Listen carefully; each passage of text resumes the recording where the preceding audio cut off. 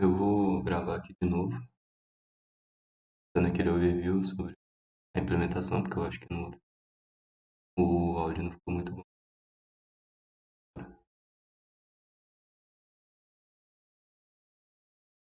Como eu tinha falado lá, a gente vai ter o Classify aqui de entrada, que vai sendo representado pela estrutura do Classify. No Classify a gente tem todas as informações que a gente precisa para representar um arquivo .class que está definido na documentação. Então, é bem básico e provavelmente deve cair na prova aqui, né? Olha como é que é então. É simples. Então a gente tem que popular isso daqui para a gente saber as coisas que vai ter no .class. Tem a nossa estrutura do reader, que é o nosso class loader. Ele que é responsável por ler o class file. Então a única interface dele é essa de class file que vai cada parte do class file vai ser lida uma vez aqui. Vai ser lido um de cada vez. Vou pegar aqui o class file. A gente percebe, ó, então vai ler o magic. Então tem uma função específica para cada campo aqui. Então this, super, interfaces. Tá. Então é isso que o reader vai fazer. Aí vem a parte da constante pool. E tá no arquivo aqui. Constante pool.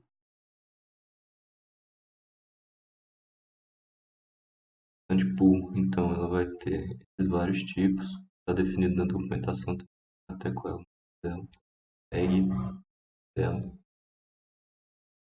Então aqui eu declarei as várias classes, né, que deveriam ter. Também está lá na documentação. A única diferença é que eu tenho essa classe. Essa classe que vão envolver elas. Então você pode ver que todas vão herdar desse base constante info, que é essa classe que é uma classe abstrata. Então esse meu cp-info é o que de fato a gente mexe. Nele a gente consegue deletar a classe, essa classe, porque todas vão herdar dela, então eu fiz isso daqui para ser uma forma genérica de eu pegar qualquer classe para baixo. Então aqui a gente tem um base, que é essa. E todas as classes, como elas implementam o base, então toda classe também é um base constante info. Então eu posso castar elas, faz essa função. Eu casto elas de volta para alguma classe que eu estou passando. Então se eu passar getClass, constante class info, eu vou retornar um ponteiro. Vou retornar um ponteiro dela.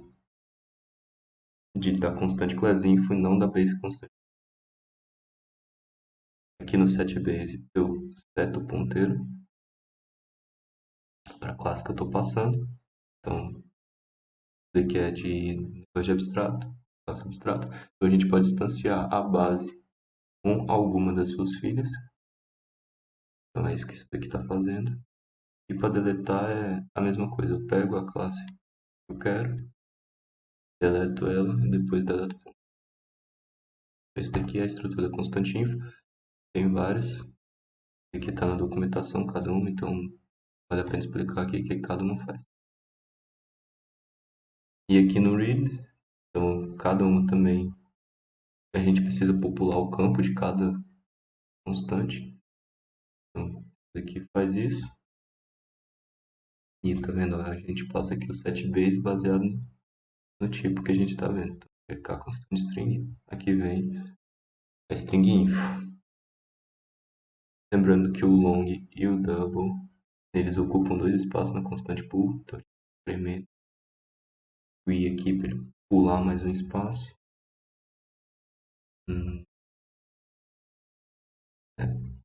É isso daqui. É isso. Isso.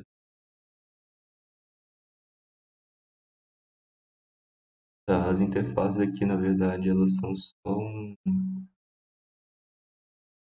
elas vão só apontar para alguma entrada da constante pool. Então não tem nenhuma estrutura específica. Ela vai apontar, geralmente, eu acho que é para um classinho. Vai representar qual é o nome da classe que ele está implementando. No field, o field são os campos da classe, por exemplo.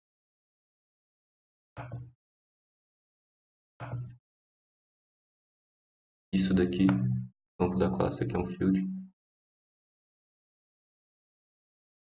É lá, isso daqui vai ser representado por isso daqui. Tem uma estrutura também, que é essa field info. Então, cada field vai ter um access flag, name index, e atributos. Contador de atributo e tem um vetor de atributo. Vou chegar ali daqui. Assim como o método info, que é praticamente a mesma coisa. É a mesma coisa. Então, daqui representa o método, isso representa um atributo. Então aqui ele vai ler e vai, igual nos outros, setar cada coisa.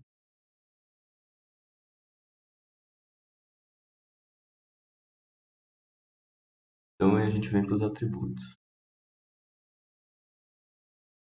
Os atributos é um pouco mais complicado, mas também não é tão difícil. Os atributos eles vão estar aqui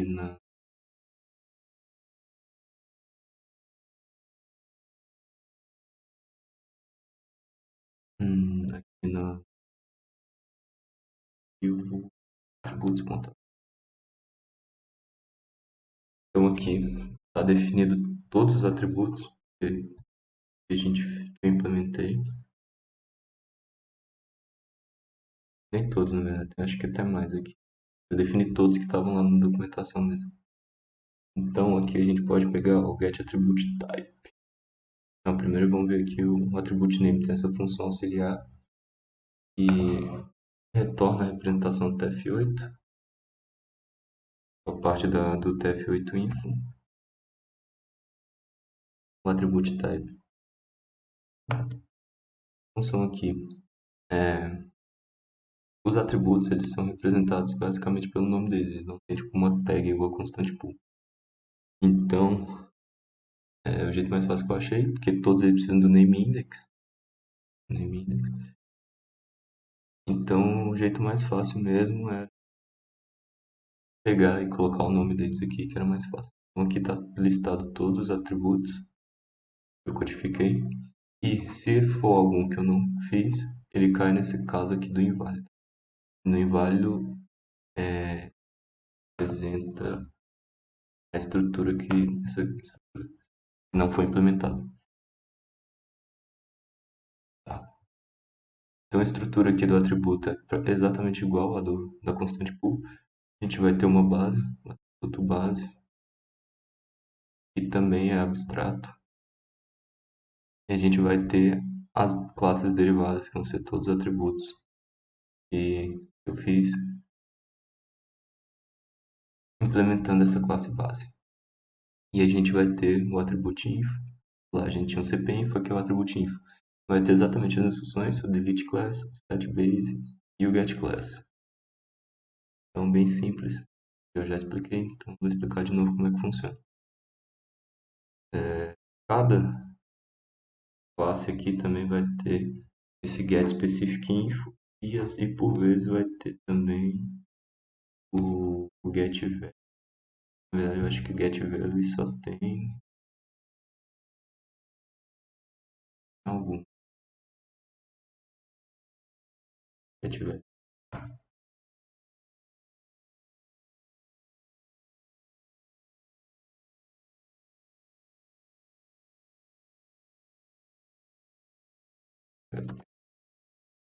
Não,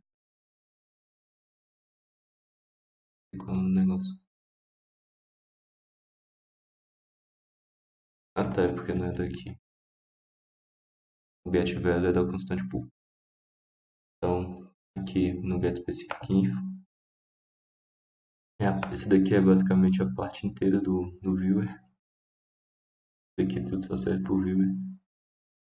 Não serve pra nada na console pro interpretador. Isso aqui é só para imprimir as coisas mesmo. E aqui nesse.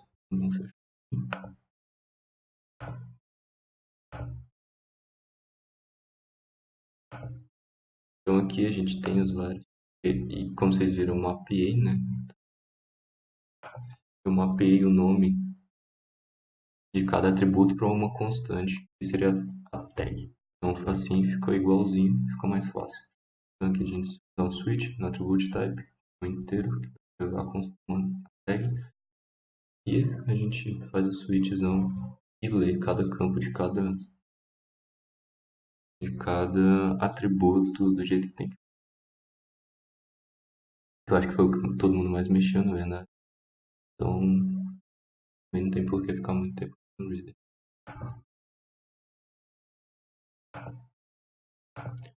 E agora a gente vem pro viewer.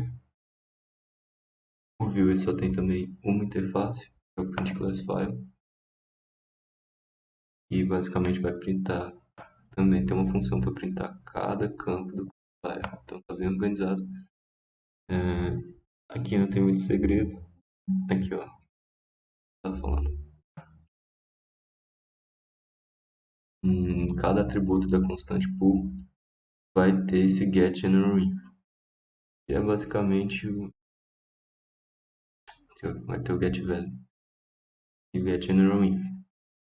Isso aqui é basicamente para ficar igual ao jclasslib, um bonitinho.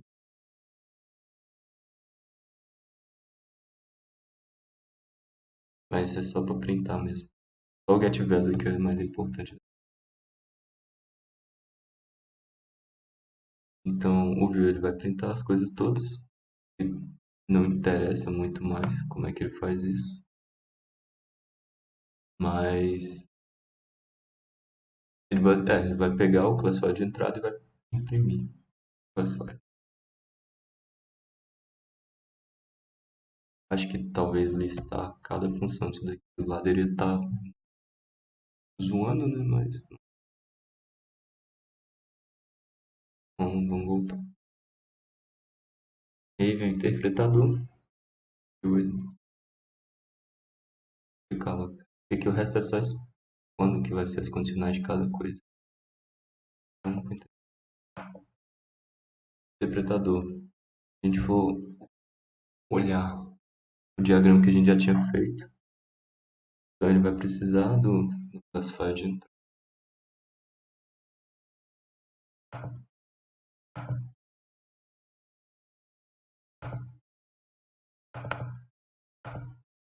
Ele vai precisar do classifier de entrada e vai precisar também do qual é o nome da classe. Isso aqui é só mesmo para eu imprimir. No fim eu acho que nem precisa mais. Eu vou até arrumar esse negócio. E vem para o init. O init ele vai criar as coisas para a primeira thread. Então aqui ó, o init. O init ele vai criar as coisas para thread. Então as áreas de memória globais são a metodiária e a heap. Então na nossa metodiária eu coloquei aqui as funções para carregar as classes e atualizar quais serão os métodos e os fields runtime, né? Os que estão agora. Então, aqui no destrutor delete, né? Os ponteiros, ele vai ser deletado só uma vez no sair do interpreter.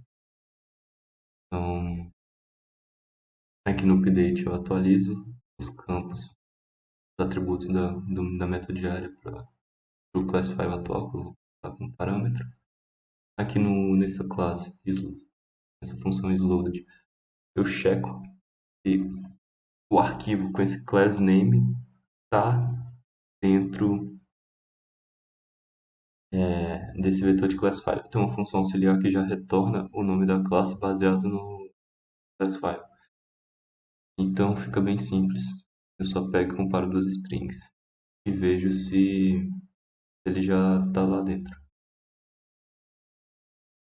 Tem essa função aqui que eu retorno o class o class file baseado no class name e esse load class também. A gente vai ter o get method, que vai retornar um método. Vou ver lá a estrutura do class file. A gente tem os métodos e os fields. Então isso daqui retorna um método, isso um field. A gente vai ter aqui qual é o class file runtime, o atual, e qual é a constante pool. Também já é isso daqui, mas aqui fica mais fácil depois de mexer. Então, vamos aqui no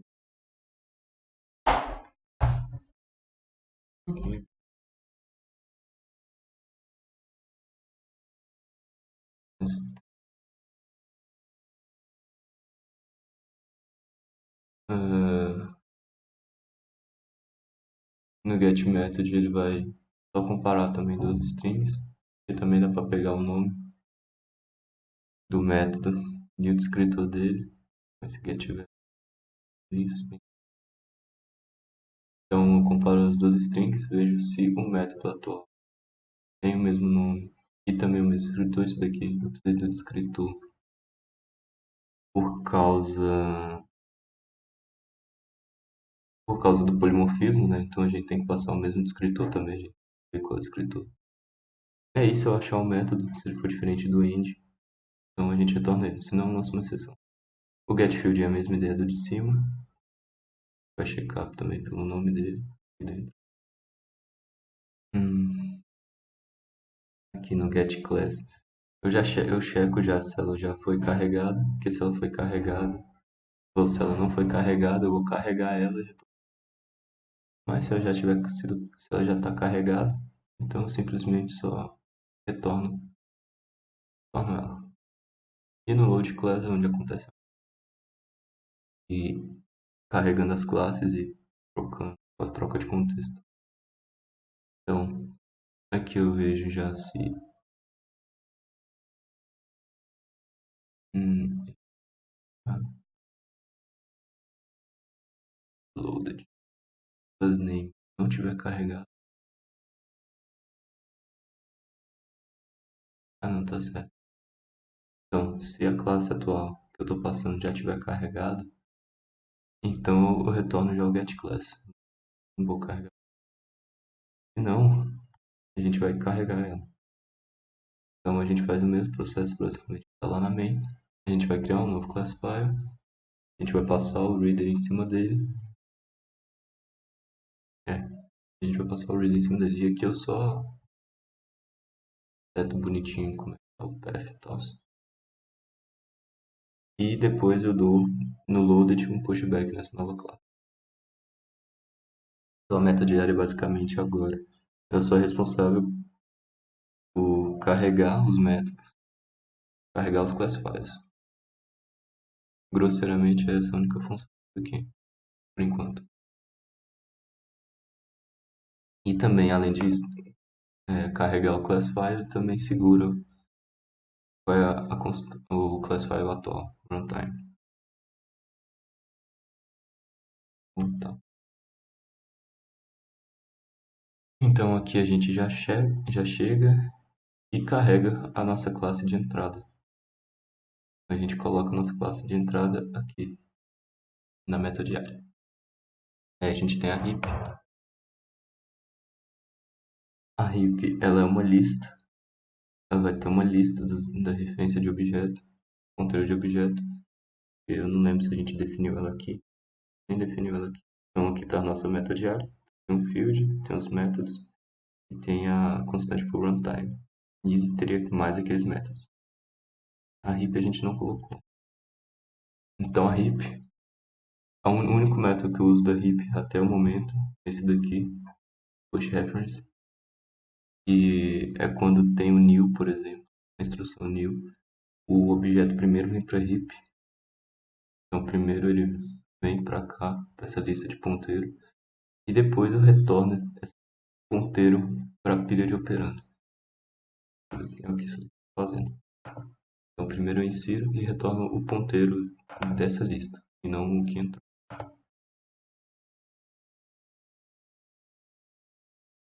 E a heap também é global. E aí a gente vai criar a nossa primeira thread. Então aqui a thread ela precisa ter acesso a thread ela precisa ter acesso à meta diária e a heap. Então, por isso que eu passo eles aqui no argumento. E também precisa saber qual arquivo ela tem que executar. Então, em placeback, ele pega e instancia já a classe dentro aqui. A threads. Isso aqui é um vetor de thread. A thread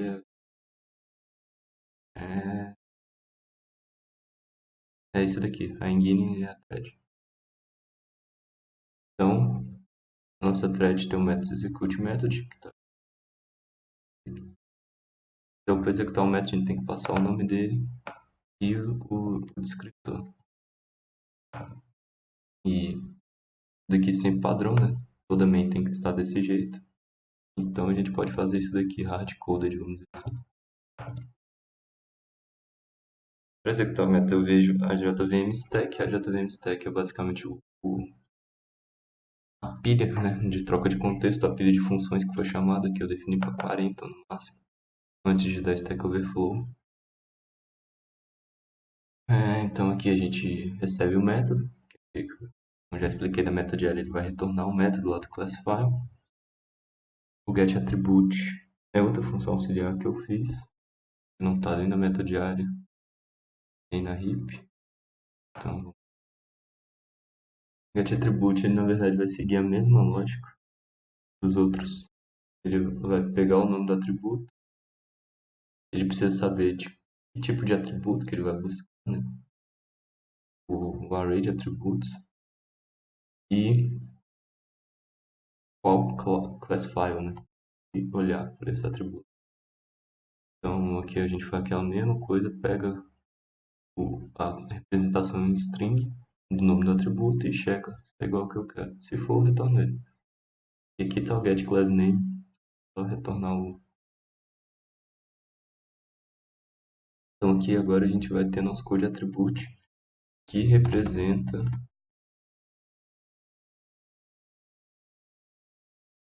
Vou pegar aqui o que ele representa.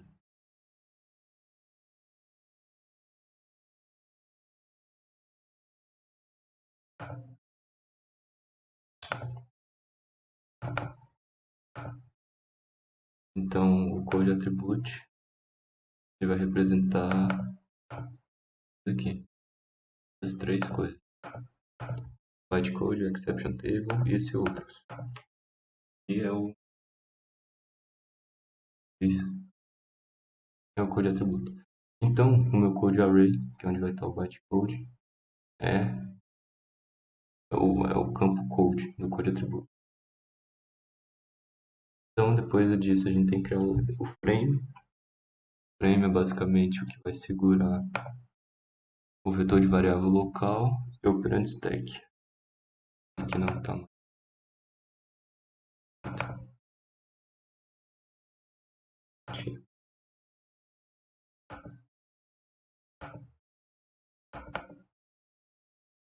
Não sei.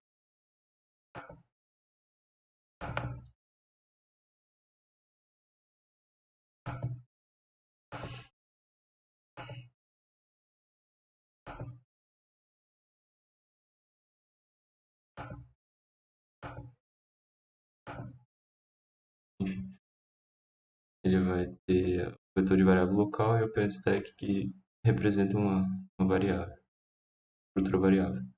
Então, essa estrutura de variável aqui, ela está nessa classe N.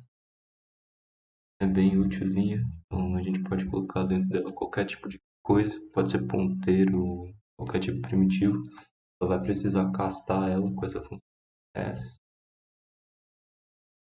e explico mais ou menos como é que usa ela no frame.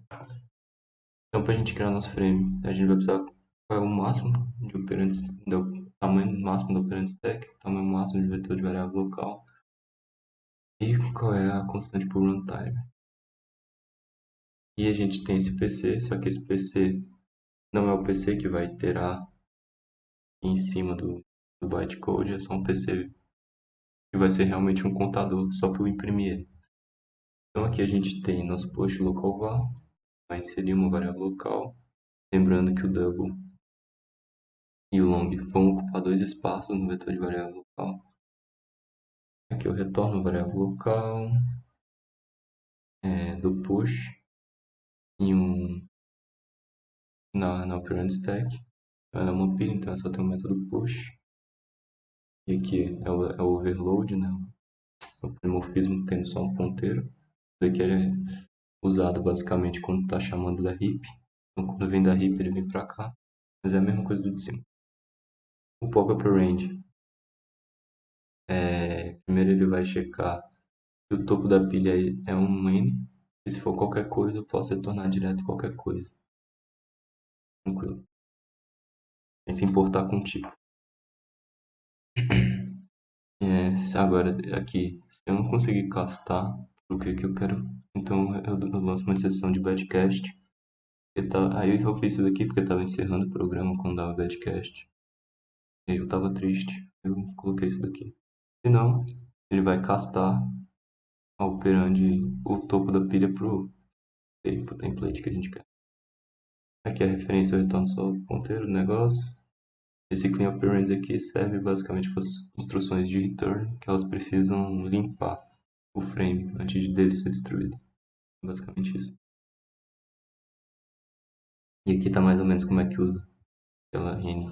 Você pode N 115, isso daqui depois você vem e acessa com .sint. E ele retorna o inteiro que está dentro dele lá. Então a gente criou nosso frame.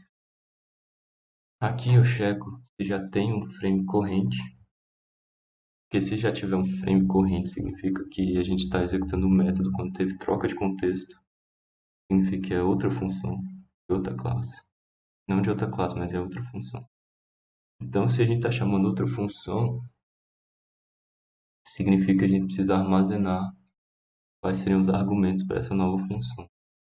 Então, aqui a gente já tem o descritor. Da função. Então, isso daqui eu só pego as coisas que estão dentro dos parênteses. Vou ver, por exemplo, aqui. Deixa eu pegar aqui um.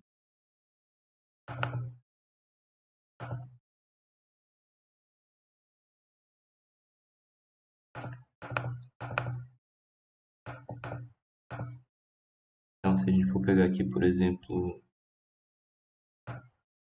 essa função aqui, ó, mais um argumento. Aqui, mais um argumento. E o descritor dela, if. Então, teve um int e um float. Retorna byte. Então, a gente precisa armazenar esses argumentos para ela. Então, aqui, fazendo esse substring, eu vou tirar esses parênteses e vou pegar só if. E eu preciso checar se eu preciso dar pop numa referência. Isso aqui é mais para o invoke special.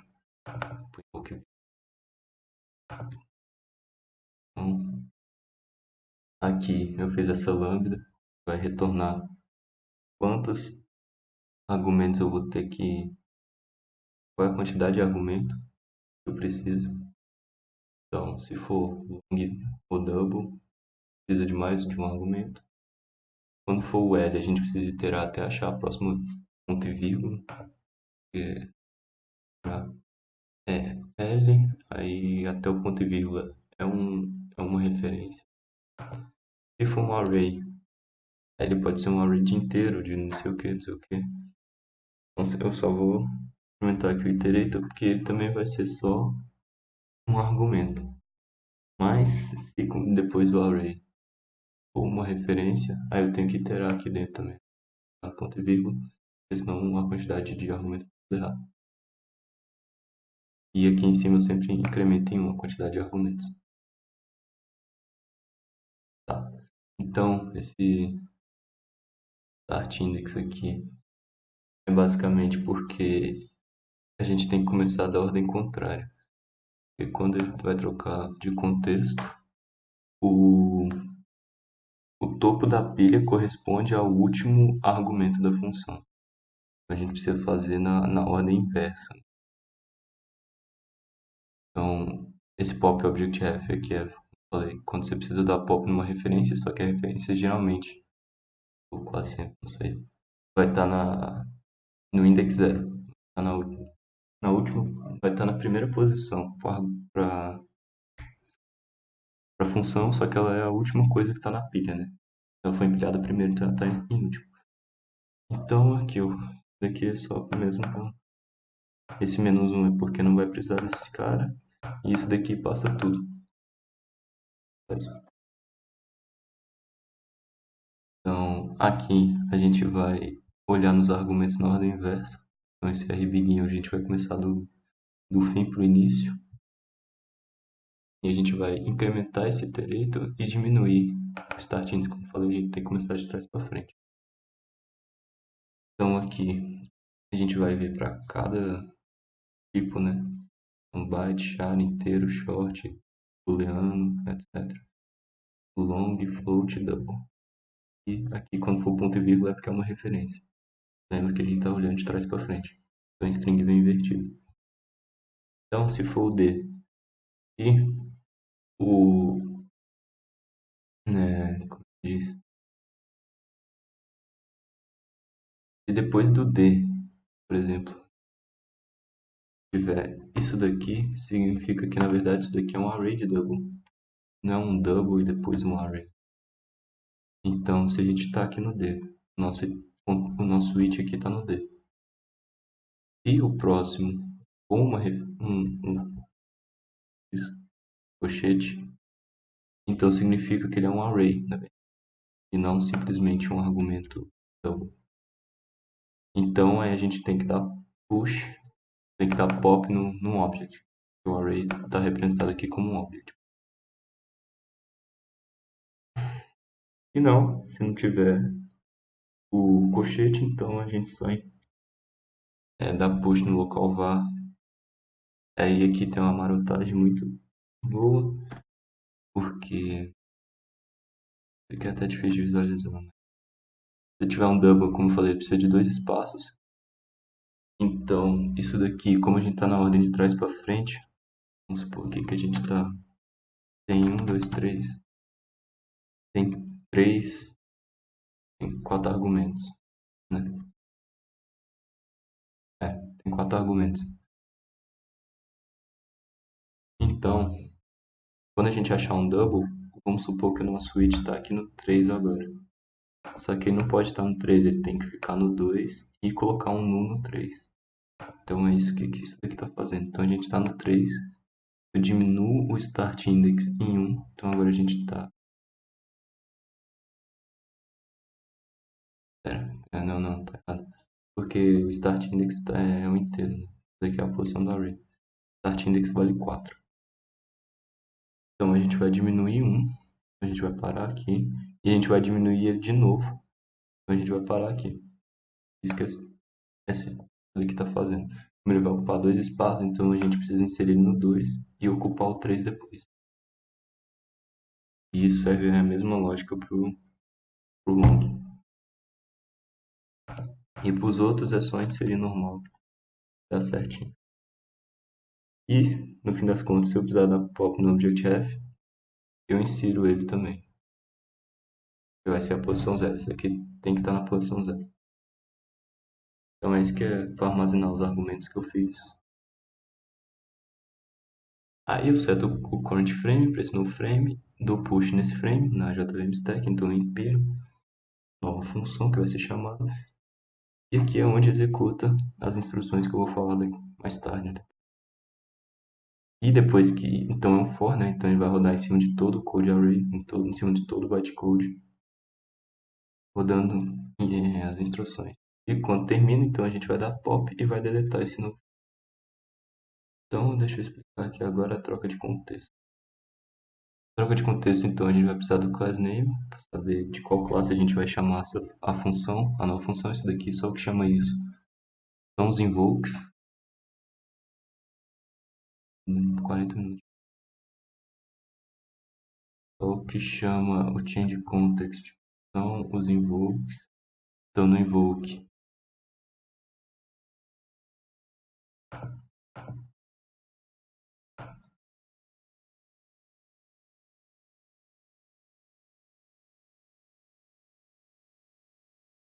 no invoke static, por exemplo.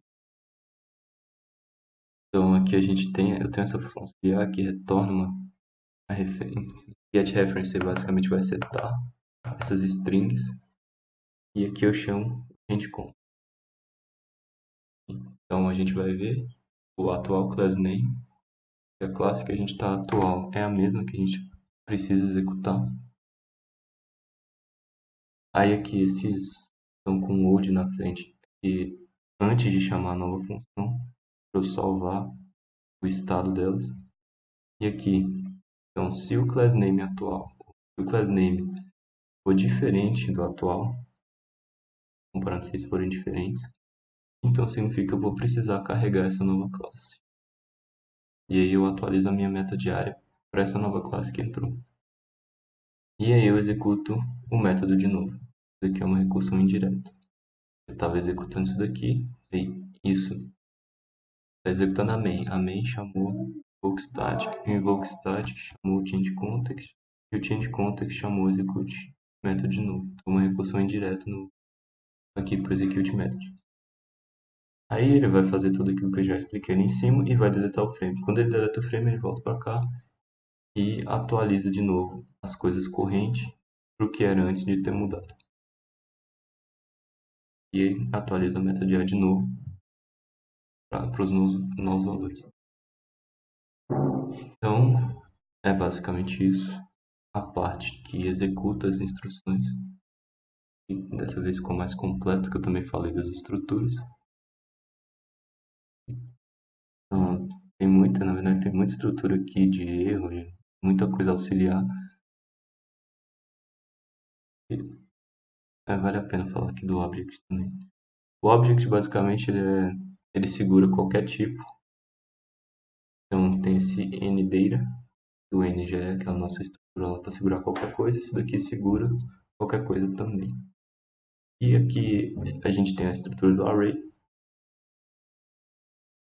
Depois, então, basicamente, o construtor aqui, a gente só pega o que a gente quer construir e o tipo. Esse tipo aqui eu não estou usando para nada, na verdade. Depois tem que até rever. Mas o Object aí segura qualquer coisa. Sendo que essa qualquer coisa pode ser literalmente qualquer coisa.